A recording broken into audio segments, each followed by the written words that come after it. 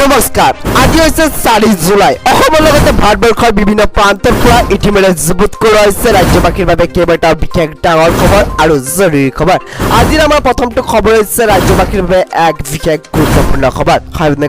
ঈদৰ সময়ত গৰু ছাগলী চুৰি কঠোৰ বাৰ্তা দিলে ডক্টৰ হিমন্ত বিশ্ব শৰ্মাই ঈদৰ সময়ত গৰু ছাগলী চুৰি হোৱা বিষয়ক লৈ কঠোৰ ডক্টৰ হিমন্ত বিশ্ব শৰ্মা কেনেকৈ এয়া নোহোৱা কৰিব পাৰি তাৰ চিন্তা চৰ্চা কৰিব ডক্টৰ হিমন্ত বিশ্ব শৰ্মাই দুই এটা ভাল ব্যৱস্থা ললে শেষ হৈ যাব চুৰ ৰাজ্যৰ অভিযোগ গ্ৰহণ মুখ্যমন্ত্ৰীগৰাকীয়ে ঈদৰ সময়ত ৰাণী চাপৰিত গৰু ছাগলী চুৰি হয় বুলি ৰাজ্যে দিছে অভিযোগ ঈদৰ সময়ত গৰু ছাগলী চুৰি হোৱা বিষয়ক লৈ কঠোৰ এইবাৰ ডক্টৰ হিমন্ত বিশ্ব শৰ্মা পৰৱৰ্তী খবৰটো হৈছে ৰাজ্যৰ লাখ লাখ লোকসকলৰ বাবে এক বহুতেই ভাল খবৰ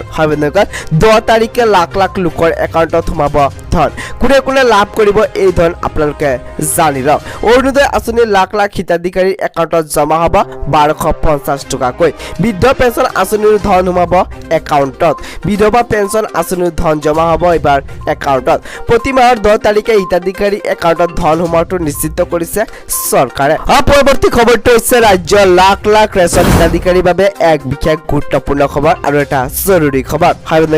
ৰেচন কাৰ্ডত আপোনাৰ পৰিয়ালৰ কোনো সদস্যৰ নাম নাই নেকি কিদৰে অন্তৰ্ভুক্ত কৰিব নাম জানি লওক ৰেচন কাৰ্ডৰ হিতাধিকাৰীসকলৰ বাবে আন এক বহুতেই ডাঙৰ খবৰ আপোনাৰ পৰিয়ালৰ কোনো লোকৰ নাম ৰেচন কাৰ্ডত অন্তৰ্ভুক্ত হোৱা নাই নেকি পৰিয়ালৰ প্ৰতিগৰাকী সদস্যই লাভ কৰিব ৰেচন কাৰ্ডত নাম থকা প্ৰতিটো পৰিয়াল লাভ কৰিব ৰেচন নাম নথকা সদস্যৰ নামো অন্তৰ্ভুক্ত কৰিব পাৰিব ৰেচন কাৰ্ডত ৰেচনৰ দোকানীৰ সৈতে ইয়াৰ বাবে কৰিব লাগিব যোগাযোগ নতুন সদস্যৰ সকলো তথ্য পাতি যোগান ধৰিব লাগিব বিভাগীয় কৰ্তৃপক্ষ গাঁও পঞ্চায়তৰ জৰিয়তে প্ৰত্যায়িত হোৱাৰ পিছতে অন্তৰ্ভুক্ত হ'ব নাম KYC কৰাৰ সময়টো কৰিব পাৰিব এই কাম যদি কোনো লোকৰ মৃত্যু হৈছে তেনেহলে কৰ্তনো কৰিব পাৰিব নাম নতুন অন্তৰ্ভুক্তি আৰু কৰ্তনৰ কাম কৰিব পাৰিব আপোনালোকে আবেদন প্ৰক্ৰিয়া সম্পূৰ্ণ হোৱাৰ পিছতে নতুন সদস্যই লাভ কৰিব 5 কেজিকৈ চাউল ৰেচন কাৰ্ডৰ হিতাধিকাৰীৰ বাবে আইছে এক বিশেষ ডাঙৰ খবৰ পৰৱৰ্তী খবৰটো হৈছে ৰাজ্যবাসীৰ বাবে আন এক বিশেষ গুৰুত্বপূৰ্ণ খবৰ আৰু এটা জৰুৰী খবৰ